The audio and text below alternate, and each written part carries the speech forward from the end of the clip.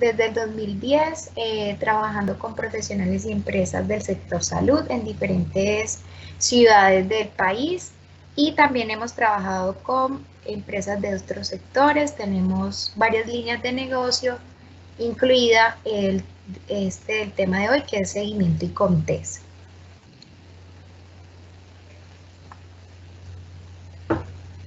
Para hoy entonces vamos a hablar sobre la normatividad vigente y las obligaciones, los comités por tipo de prestador, la periodicidad de cada comité, la estructura del acta, y al final tendremos una sesión de preguntas.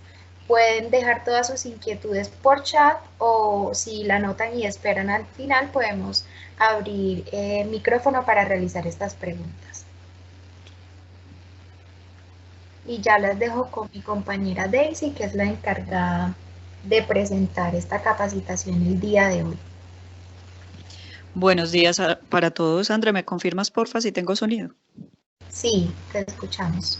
Vale, muchas gracias. Buenos días para todos y todas. Espero se encuentren muy bien. Hoy los voy a acompañar. Vamos a estar aproximadamente hasta las 11:45 de la mañana, que es hasta cuando está programada la capacitación, ¿cierto? Como les decía mi compañera Andrea, son muy importantes las preguntas que ustedes nos van a realizar, entonces vamos a dejar ese espacio de los 10 últimos minutos para resolver todas las preguntas e inquietudes.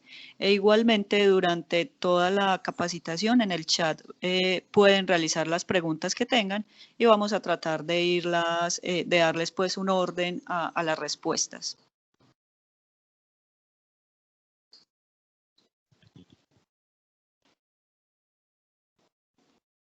Vamos a iniciar entonces por donde corresponde, ¿cierto? Y es a entender un poco acerca de la normatividad, de las regulaciones que yo tengo a través de las resoluciones, que me regula a mí, o quiénes más bien me regulan a mí todos los servicios a nivel de salud que yo estoy ofreciendo, ¿cierto? Y entonces la mamá, por decirlo así, por llamarlo de alguna forma, quien direcciona toda la parte de leyes en salud en Colombia es la Ley 100 de 1993. Esta ley es de seguridad social integral y es la encargada de decirnos, vea, el Estado debe garantizar que ustedes como ciudadanos, que nosotros como ciudadanos, vamos a tener los derechos fundamentales mínimos para garantizarnos una vida digna, ¿cierto? Entonces esta ley nos habla de varios aspectos, por ejemplo, regula toda la parte laboral, la ley de pensiones, de riesgos laborales, pero también la parte de salud. Pero como es una ley tan extensa, tan larga, entonces de ahí nació el decreto 780 del 2016, que es como el hijo mayor de esta ley, y es el que se encarga de compilar y simplificar todo. Él nos dijo, no, hay muchas leyes a nivel de la salud, vamos a centralizar todo en una sola parte, hacerlo más simple para que todos lo podamos entender mucho mejor. ¿Listo?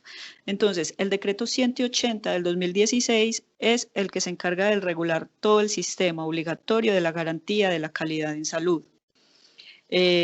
Compila y simplifica entonces toda la normatividad existente en salud y su enfoque o su objetivo es mejorar los resultados de la atención y centrarse sobre todo en los usuarios, en que estos tengan la mejor atención, ¿cierto? Entonces tiene unos principios rectores obligatorios que son la accesibilidad, la oportunidad, la seguridad, la pertinencia y la continuidad en todo el proceso de atención para los usuarios. ¿Listo? Pero entonces este decreto nos dice, listo, para prestar un servicio con las mejores garantías, nosotros tenemos 4 pilares fundamentales en los cuales todo prestador de salud debe basar todo su servicio para garantizar la calidad. Entonces nos habla del primer pilar, es el Sistema Único de Habilitación. El segundo pilar es el Plan de Auditoría para el Mejoramiento de la Calidad en Salud, o PAMEC. El tercer pilar, entonces, es el sistema de acreditación y finaliza con un cuarto pilar, que es el sistema de indicadores para la calidad. ¿Listo? Entonces, es del decreto 780 donde parte digamos que todo lo que nos convoca en este momento y todo lo que tiene que ver con el Sistema Único de Habilitación, y es la resolución 3100 del 2019, quien entró a derogar la que existía antes, que era la 2003 del 2014, ¿cierto? ¿Qué nos dice esta resolución?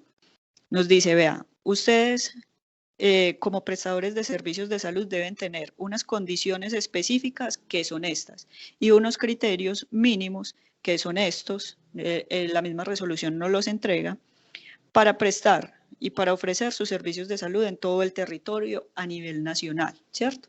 Entonces esta resolución nos dice, hay 7 estándares que ustedes deben cumplir y cada uno de esos estándares tiene unos criterios específicos, unos programas que usted debe primero documentar, o sea, hacer toda la planeación y luego garantizarnos que lo va a implementar y que los van a hacer cumplir para que la calidad en su servicio de salud esté aprobada.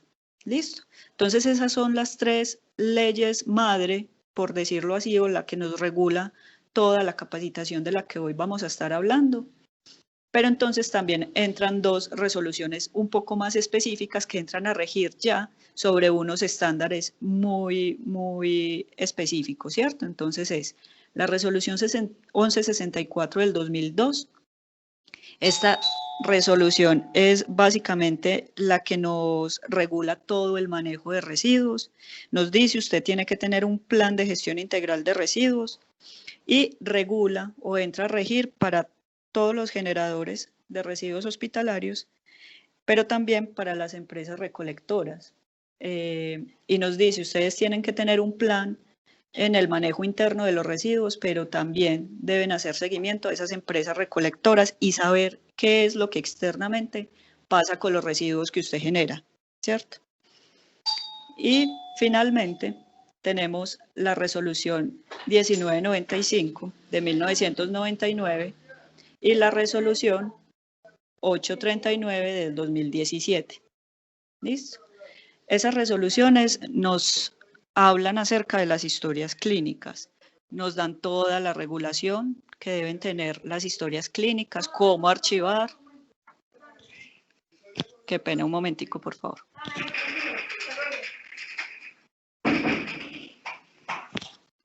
Listo, entonces cómo archivar todas las historias clínicas, cómo es todo el proceso del archivo general, del archivo activo, cuánto tiempo la debemos tener, ¿cierto?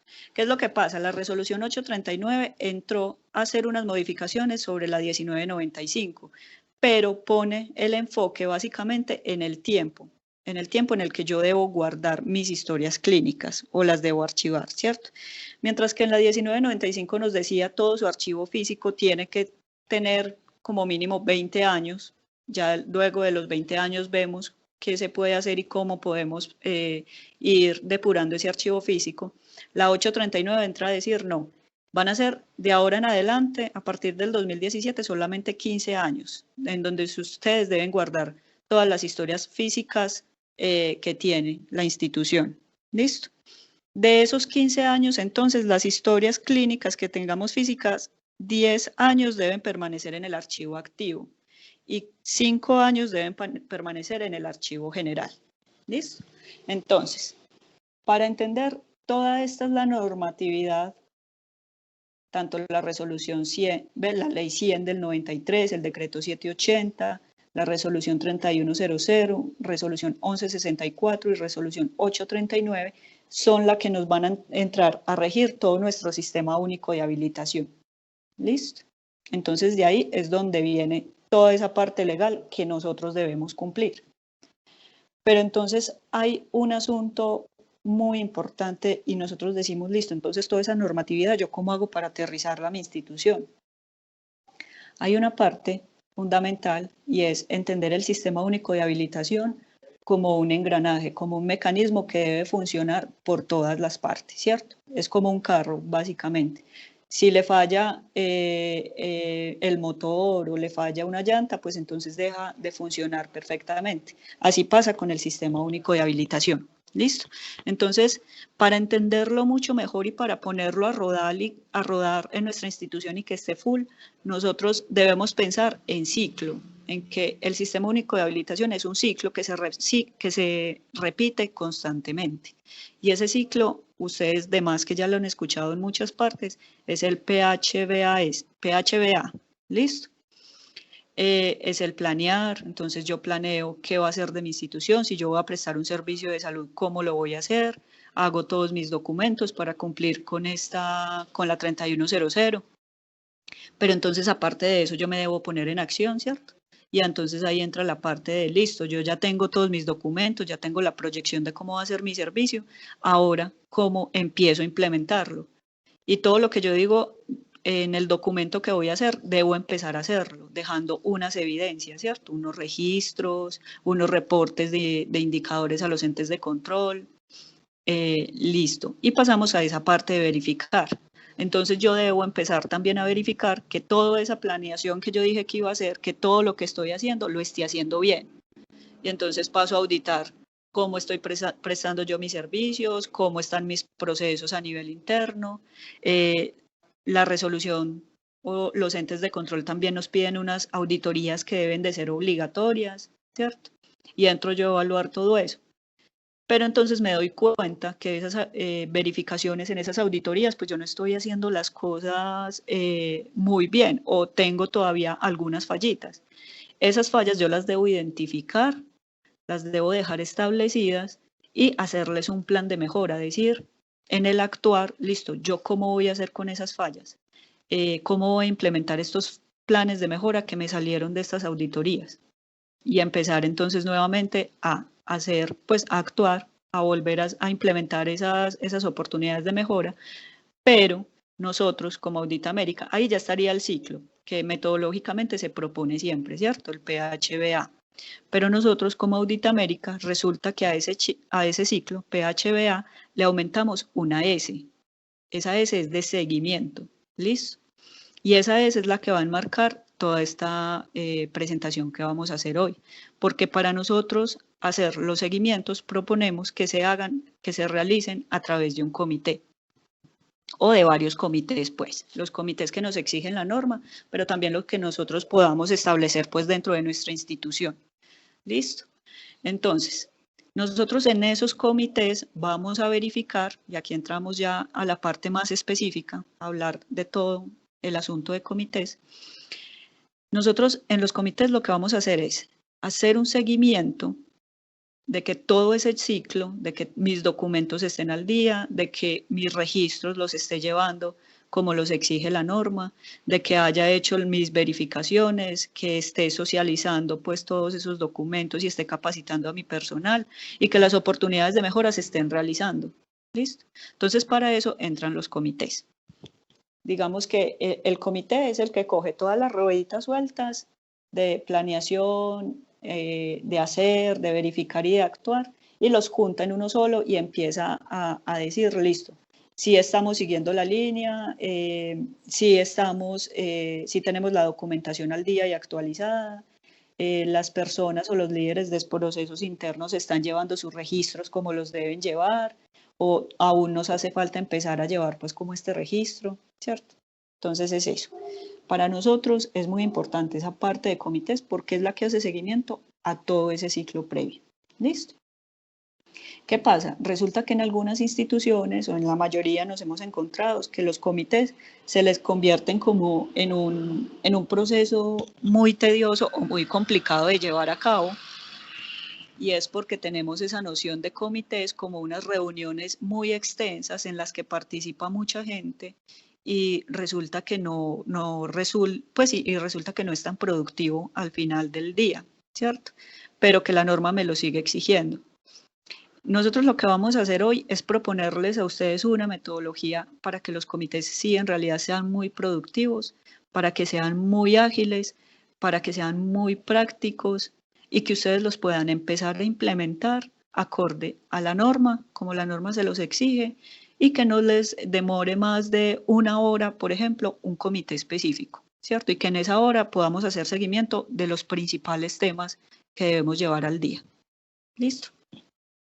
Entonces, en cuanto a la metodología de Audita América y las que les recomendamos, nosotros tenemos establecido un cronograma fijo que incluya todos los comités que vamos a tener en la institución.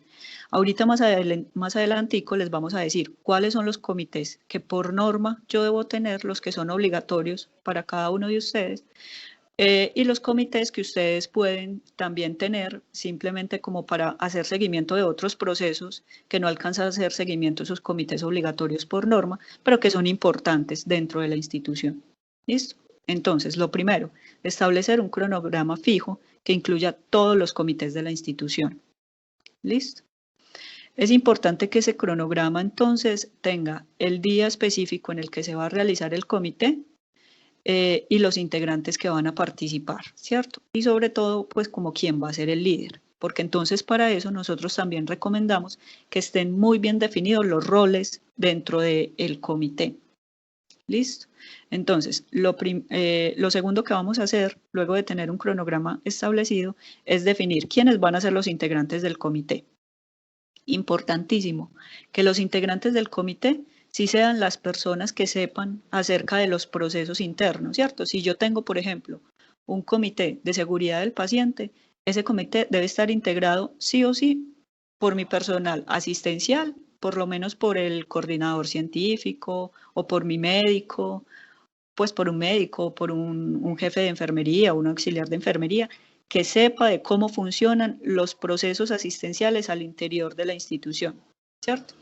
Si, por ejemplo, mi comité es de PAMEC, pues yo debo tener internamente a mis líderes de procesos, ¿cierto? Que cada uno de esos líderes de procesos ya va a saber cómo funciona, pues, como cada área dentro de la institución. ¿Listo? Entonces, que los integrantes del comité, no necesitamos que un comité lo integre una cantidad de personas grande, porque sabemos, pues no es un secreto que en muchas instituciones, cuando hay muchas personas haciendo parte de un solo comité, pues unos se recuestan sobre los otros y terminan trabajando siempre los mismos 2 o los mismos 3. ¿Listo? Entonces vamos a tener muy bien identificados quiénes son nuestros líderes, quiénes a nivel de estrategia nos pueden ayudar a tomar las mejores decisiones para la institución, y esas personas son los que van a integrar el comité. Después de tener esos integrantes definidos, entonces vamos a decir, listo, nuestro líder del comité va a ser esta persona, ¿cierto? Es la persona que mejor manejo vaya a tener como del tema, y que tenga la posibilidad pues como de moderar muy bien cada una de las reuniones. Y vamos a tener por secretario esta persona. Esos dos roles siempre deben aparecer claramente dentro de la conformación del comité. ¿Listo? Más adelante también les vamos a mostrar un acta prediseñada de cuáles son los ítems necesarios para el comité. Listo, entonces ya tenemos definido pues el cronograma, el líder y el secretario, los integrantes del comité, y vamos entonces a definir, es muy importante, nosotros recomendamos que se tenga establecido una hora y un día fijo en el mes para que ese comité se repita en todos los meses, ¿cierto? Por norma, a mí me exigen que mis comités, los obligatorios, deberían hacerse como mínimo una vez al mes. ¿Listo? Que es muy importante ahí. Nosotros tener una agenda, ese cronograma que ya decíamos, pero que esa agenda se repita mensualmente, ¿cierto? Entonces podemos decir, por ejemplo, el segundo jueves del mes de 8 a 9 va a ser establecido como la hora del comité de seguridad del paciente, y va a ser siempre, se va a repetir siempre, el segundo jueves de cada mes de 8 a 9. ¿Listo? ¿Por qué es importante esto? Porque ya las personas que hacen parte del comité van a tener una agenda clara, van a saber, por ejemplo, si quedan actividades dentro del comité, para cuándo las tienen que hacer, para cuándo tienen que presentar resultados, para cuándo tienen que presentar informes, y ya van a tener todos esa cultura dentro de la institución de decir, no, para el segundo jueves del mes a las de 8 a 9 yo voy a tener, pues yo no puedo reservar nada más en mi agenda porque estoy en el comité de seguridad del paciente. Es muy complicado, y sobre todo en instituciones muy grandes y cuando hay muchos integrantes por comité, empezar a definir en el mismo mes, listo, hoy para cuándo tienen tiempo, o esta semana para cuándo tienen tiempo. ¿Quién puede de 3 a 2? ¿Quién puede de 8 a 9? Entonces, coordinar esa parte es mejor desde el principio, establecer ya un plan. ¿Listo? Por último, fundamental, si pueden hacerlo, de esto se encarga, o se podría encargar el secretario del comité, llevar el acta ya prediseñada con los temas que yo voy a desarrollar en ese comité. ¿Listo? A ver, el acta que nosotros les vamos a proponer casi siempre se compone de unos temas fijos que nosotros vamos a tener para trabajar en las reuniones y en las sesiones de los comités, pero también de unos temas que se desarrollaron ya más específicamente en cada uno de los días. ¿Listo? Entonces, importantísimo que al llegar al comité ya el acta esté hecha. O sea, no tener que empezar pues como a escribir el acta de cero y a pensar en qué va, pues en qué tema va y en dónde va, dónde voy a poner las tareas, dónde voy a poner las conclusiones, sino que ya se tenga como una base, ¿cierto? Y que no sea sino ir cada vez que se toca un tema, ir llenando las conclusiones, si queda una tarea, ir llenando la parte de tareas o de actividades. ¿Listo? ¿Esto por qué? Esto nos va a agilizar mucho más la reunión, la va a hacer mucho más práctica. Ahí es fundamental una persona que sepa concretar los temas, ¿cierto? No ponernos pues como a debatir y crear un debate súper extenso en una sola temática porque ahí posiblemente se nos vaya al comité. Entonces, de ahí la importancia de establecer una hora de inicio del comité y una hora de finalización. Que la persona que esté moderando pueda decir, no, vea, ya llevamos 20 minutos en este tema y no hemos llegado a un acuerdo. Ya, con toda esta discusión que hemos tenido, ¿cuáles son las tareas? ¿Quién va a hacer qué? Es muy importante empezar a aterrizar esas cositas, porque si no, se nos van quedando en el aire. ¿Listo? Bueno, para seguir entonces vamos a hablar acá acerca de cada uno de estos prestadores de servicios de salud. IPS, transporte asistencial, objeto social diferente y profesional independiente. ¿Qué comités les aplicaría a cada uno de ellos y qué comités no les aplicaría? Y cuáles son los que nosotros recomendamos. Ya vamos a entrar pues como muy específicamente en cada uno de los comités. ¿Listo? Bueno, entonces, en comités obligatorios, porque la verificación, porque la resolución 3100 me los exige a mí, ya sea como IPS, transporte asistencial, objeto social diferente o profesional de la salud, tenemos estos dos establecidos, seguridad del paciente y GAGAS. Estos dos comités son obligatorios para todos los prestadores de servicio de salud, incluido el profesional. ¿Cuál es la diferencia? En la 2003 no era obligatorio para el profesional de la salud, pero ya sí pasó a ser obligatorio. Entonces ustedes pueden decir, listo, pero es que yo soy un profesional y yo estoy solo en mi consultorio, o solamente estoy con el auxiliar, pero el auxiliar viene solo a ratos. Entonces la norma le dice, no importa, así sea usted como profesional independiente, así usted esté solo en el consultorio, usted debe sacar como mínimo 1 hora al mes para hacer seguimiento a todo lo relacionado con la seguridad del paciente y con el GAGAS o con la gestión ambiental, ¿cierto? Sobre todo específicamente con la gestión de residuos. ¿Listo? Entonces, comités obligatorios, seguridad del paciente y GAGAS para todos los prestadores de servicios de salud. ¿Qué se toca en cada uno de estos comités? ¿Listo? En seguridad del paciente, como les decía, importante que lo integren una persona con conocimiento clínico, pues la parte asistencial, y una persona que pueda tomar decisiones a nivel administrativo, ya sea o porque esté pues el gerente o el representante legal, o esté un encargado, que el gerente o el representante legal haya delegado. ¿Listo? ¿Qué temas debemos tocar entonces en este comité? El programa de seguridad del paciente, con todo lo que eso implica, ¿cierto? Programa, política, resolución, que la política esté publicada, esté firmada. Es muy importante que la política esté publicada. ¿Dónde la puedo publicar? Puede ser, si usted tiene una cartelera cuando en la parte pues de recepción del consultorio o de la institución, la puede publicar ahí, ¿cierto? Si tiene un canal cerrado de televisión, un circuito cerrado de televisión, también puede ser ahí. Si tiene página web, también publíquela ahí, ¿cierto? Como donde usted pueda publicar Esa política, importante que el usuario siempre la esté observando, siempre pueda acceder a ella. ¿Listo? Tanto política como derechos y deberes. Eso sí o sí debe estar publicado y a la vista del usuario. Entonces vamos a hacer un seguimiento del ciclo PHBA-S al programa de seguridad del paciente, que esté documentado, pero que se esté implementando, que las políticas que yo digo que voy a empezar o que son los compromisos que yo tengo con la seguridad de mis pacientes, sí las esté implementando y sí las esté haciendo cumplir. Vamos a tener todo lo que es vigilancia epidemiológica, seguimiento a reporte de eventos adversos. En este punto debe tocarse en cada uno de los comités. ¿Listo?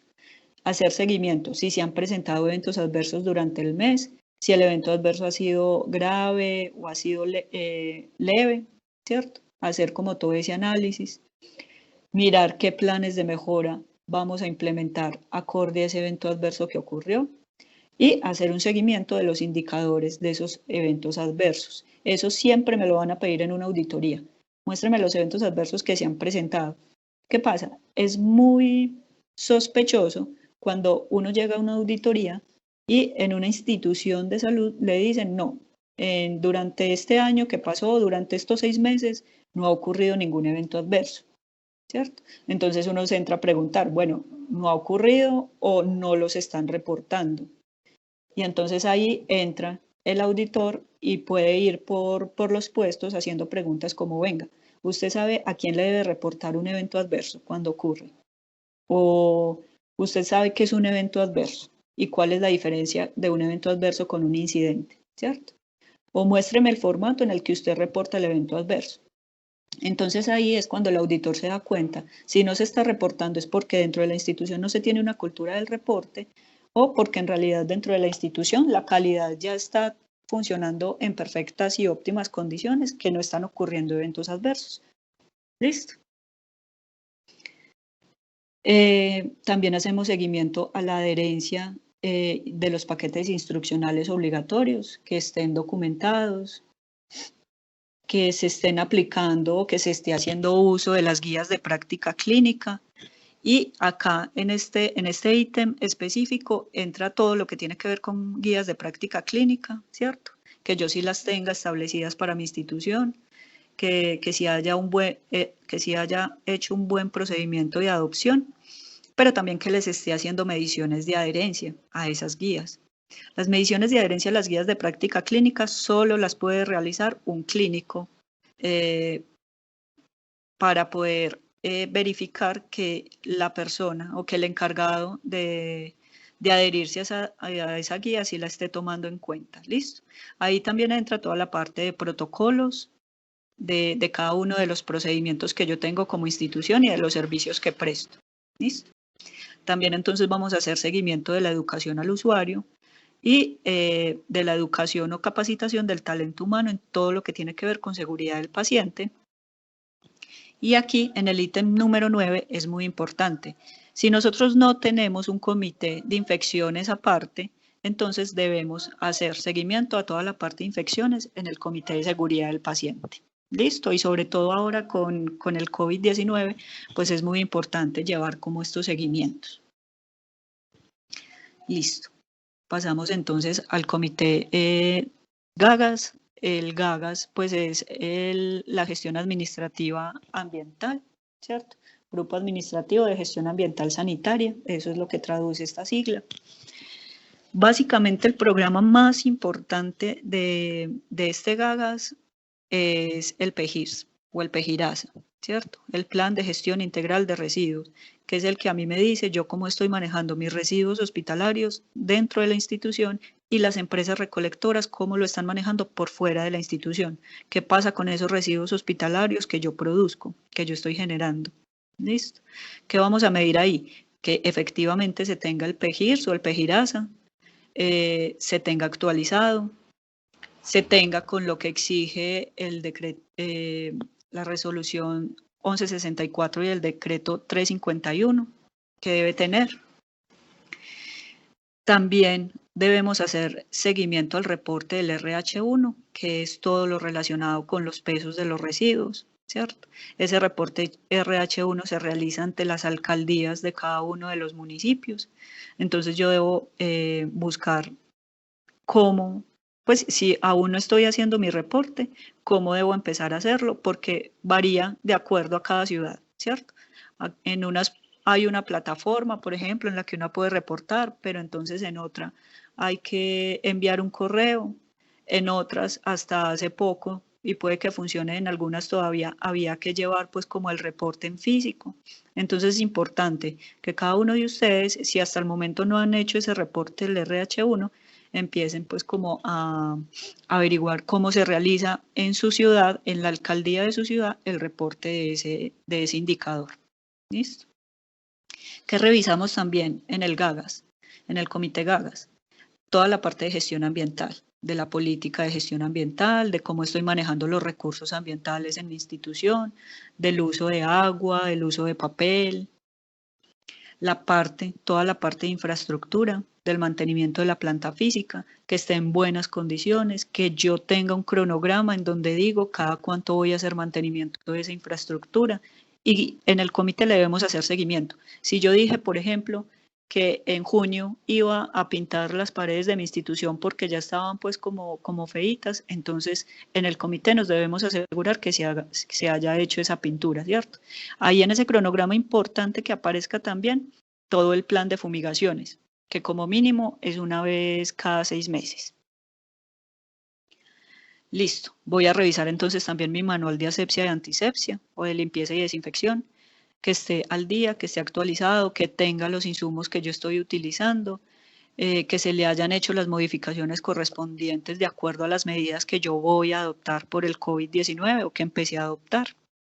Que los registros estén llevándose al día. Cada vez que yo hago una limpieza, ya sea rutinaria o terminal, tengo que dejar el registro de que se realizó esa limpieza y que yo verifique que se realizó. Y toda la parte de esterilización. ¿Listo? Si yo no realizo esterilización, sino que tercerizo, pues igual debo empezar a hacer seguimiento a ese convenio y a cómo a mí me están entregando lo que yo mandé a esterilizar, ¿cierto? Que lo estén entregando, que esa empresa que yo contraté me lo estén entregando en óptimas condiciones. ¿Listo? Esos dos son los comités obligatorios por la 3100 en todas las instituciones o en todos los prestadores de servicios de salud. ¿Listo? Ahora, hay dos comités que nosotros como Audit América recomendamos que se realicen, ¿cierto? Y son historias clínicas, muy importante, y calidad. ¿Listo? En el de historias clínicas, ¿qué temas vamos a tocar? Entonces, todo el manual de historias clínicas.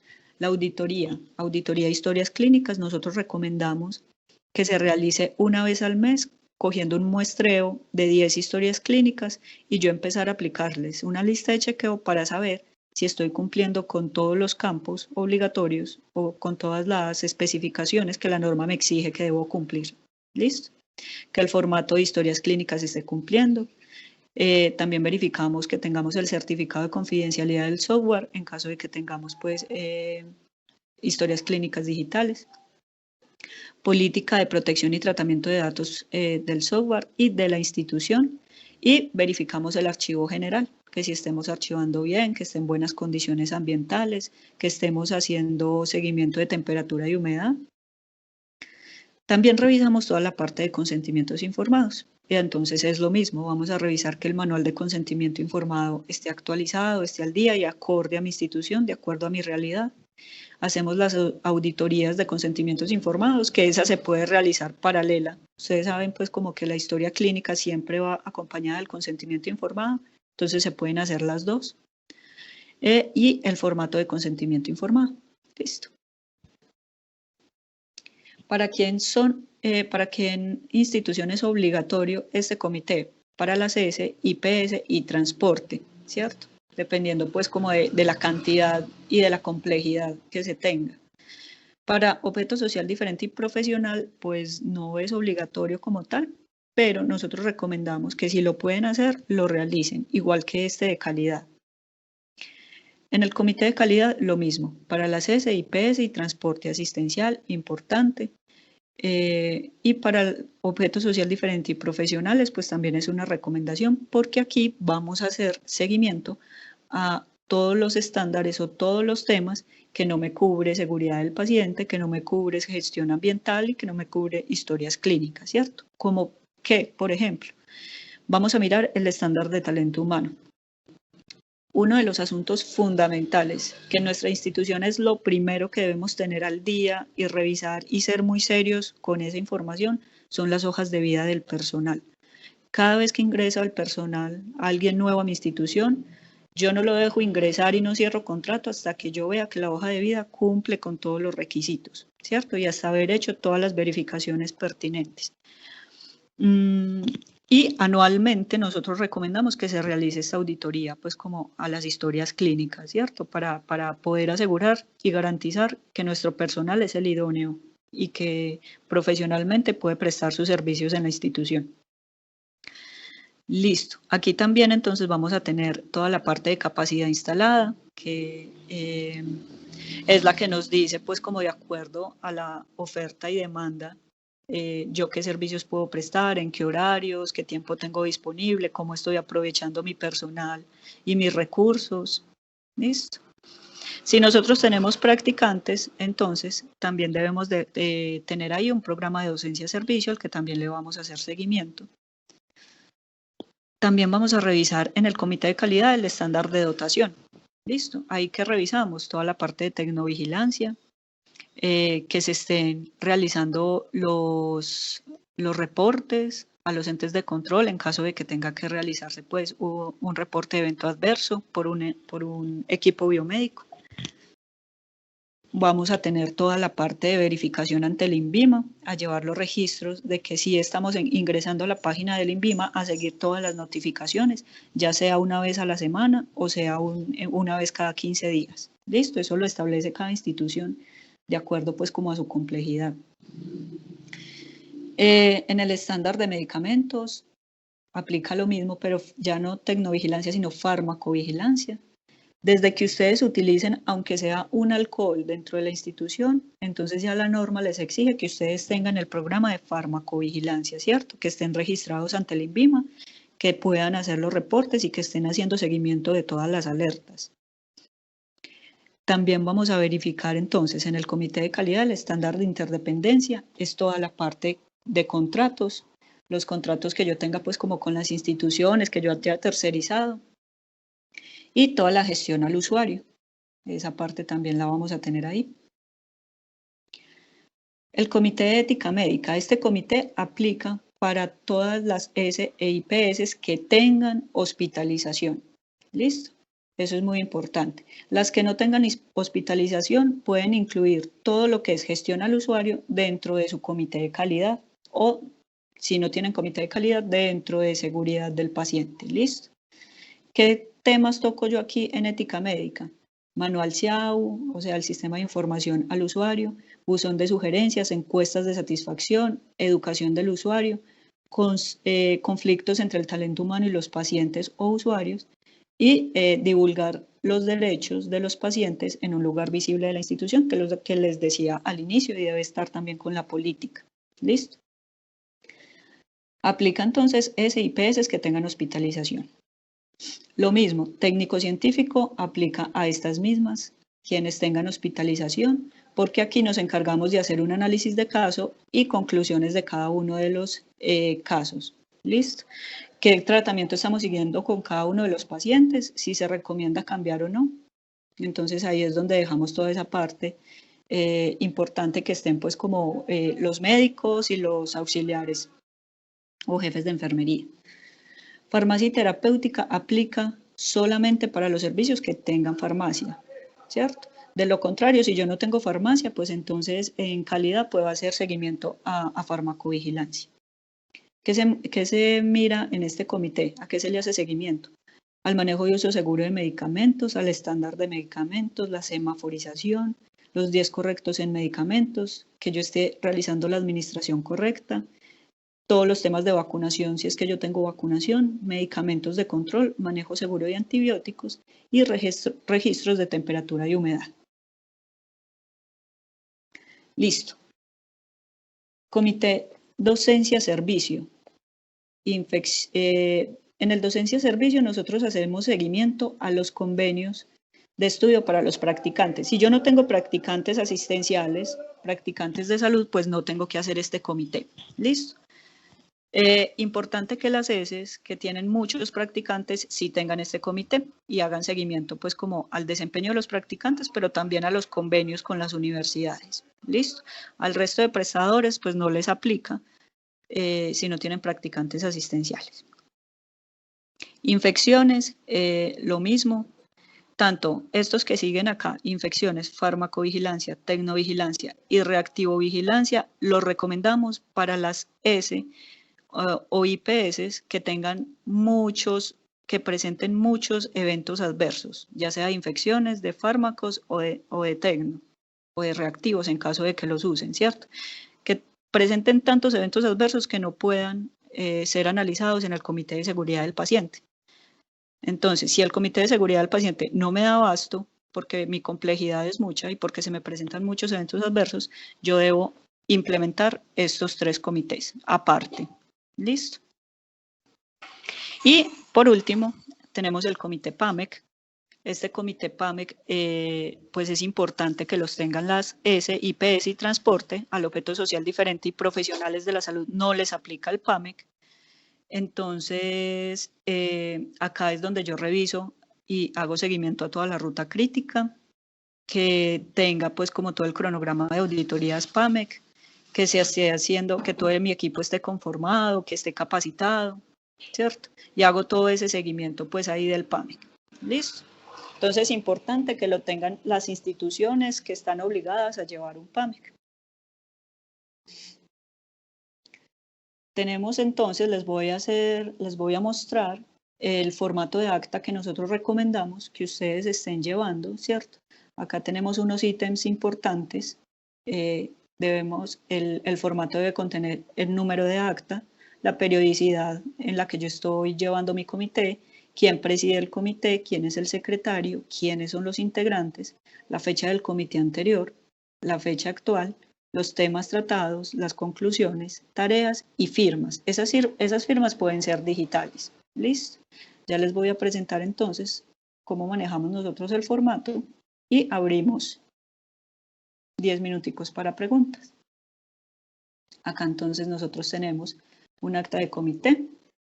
Acá decimos qué número de comité es. Si ya, por ejemplo, este es mi tercer comité, entonces yo lo voy cambiando acá, ¿cierto?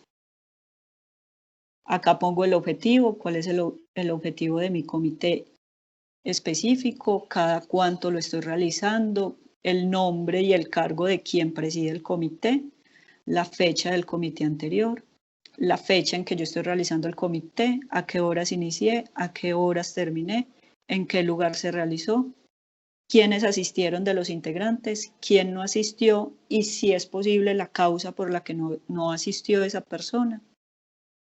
Los temas desarrollados, yo acá simplemente voy dejando un listado, entonces, por ejemplo, seguimiento de eventos adversos, ¿cierto? Y conclusiones, yo acá entonces pongo de ese seguimiento de eventos adversos, ¿cuál fue la conclusión? Entonces puede ser, se presentó un evento adverso, ¿cierto? Ya ahí yo voy dejando ya la conclusión. Documentos de consulta, pues eso es como para acceder fácilmente a los documentos que yo siempre voy a utilizar acá en este comité. Entonces pueden ser, por ejemplo, las actas, puede ser el formato de reporte de eventos adversos, donde yo hago seguimiento. Y un ítem que se llama temas fijos del comité. Ahí entonces yo voy a dejar esos temitas que les dije ahorita que son importantes de llevar en cada uno de los comités, los dejo aquí establecidos para que a mí no se me olvide a qué le tengo que hacer seguimiento. Ya acá nosotros manejamos este cuadrito de tareas donde ponemos la actividad específica. Acá ponemos quién va a ser el responsable de realizar esa actividad. Si necesita algo, cuál fue la fecha en la que se designó la actividad. Entonces, por ejemplo, hoy, 15 de junio. ¿Y cuál es la fecha en la que va a entregar? Entonces, digamos que Liliana se comprometió para el 20 de junio a entregar esta actividad. ¿Listo? Ya en el comité yo reviso si Liliana sí entregó la actividad o si hizo algún avance. ¿Listo? Entonces, por ahora, eso es todo. Vamos a devolvernos a la capacitación y ya, André, entonces abrimos espacio de preguntas. Gracias, Daisy. Si los asistentes tienen alguna pregunta, pueden abrir su micrófono y realizarla en este momento. Y tampoco... Bueno, aquí nos sí, hace una pregunta. Los seguimientos de Civigila. Sí, los seguimientos de Civigila, dependiendo. Si yo estoy inscrito al Civigila, pues debo hacer ese seguimiento en mi comité de seguridad al paciente, ¿cierto? Pero si resulta que yo soy una institución, el Civigila tiene unas encuestas que nosotros como institución debemos resolver. Ya ellos nos dicen si yo debo estar inscrito o no al Civigila. Si no estoy inscrito, yo igual estoy obligado a hacer un reporte cada vez que se me presente un evento de seguimiento, ¿cierto? De interés público. Entonces, cuando a mí se me presenta ese evento, yo simplemente lo que hago, repito, si no estoy inscrito al Civigila, si no estoy en la obligatoriedad, pues como de reportar mensualmente, entonces es ir al Civigila, mirar las fichas y en esa ficha, descargar la ficha que me corresponde de acuerdo al evento que se me haya presentado, diligenciarla y enviarla para realizar el reporte. ¿Listo? Pero se hace seguimiento a todos los eventos de interés público, de salud pública, en el programa de seguridad del paciente, en el comité de seguridad del paciente, perdón. Gracias, Daisy. Otra pregunta, ¿el comité de compras es obligatorio? Bueno, no, eso es obligatorio por norma, por ley, no es este comité, ¿cierto? ¿Qué podemos hacer? Si mi institución es muy grande, si yo realizo muchas compras, pues lo puedo activar. Si no, lo puedo llevar en el comité de calidad, simplemente dejar un apartado en el que yo haga todo ese seguimiento a las compras que hemos realizado durante el mes.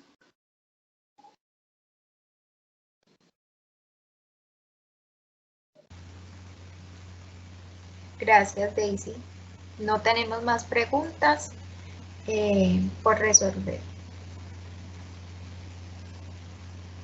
Listo, perfecto. Dejamos el micrófono abierto, tampoco tenemos preguntas. ¿Alguien ha alzado la mano? No. Bueno, perfecto. Entonces, muchas gracias a todos por su asistencia.